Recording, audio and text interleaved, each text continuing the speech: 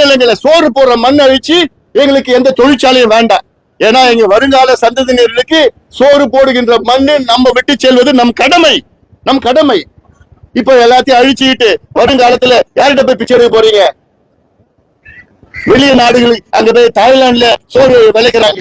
அங்க போய் தாய்லாந்துக்காரங்களா எங்களுக்கு சோறு போடியா, கம்போடியால எங்களுக்கு சோறு போடியா, லாவோ சோறு போடுங்கயா, பர்மா சைனா எங்களுக்கு எங்கேயாவது சோறு இல்லையா?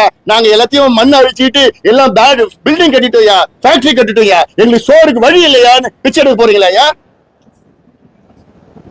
அது ஒருபொழுதும் முடியாது, விடமாட்டோம். அதுக்காகத்தான் நாங்க தொடர்ச்சியா இது போன்ற விவசாய எதிர்ப்பு செயல்களில் நாங்கள் அதற்கு முன்னிலையில நாங்க அதற்கு அரசாங்கத்தை எதிர்க்கிறோம். அரசாங்கத்துக்கும் ஸ்டாலின் அவர்களுக்கும் விவசாயத்துக்கு சம்பந்தமே கிடையாது. அவருக்கு விவசாயம் என்னன்னு தெரியாது. அதனால இதை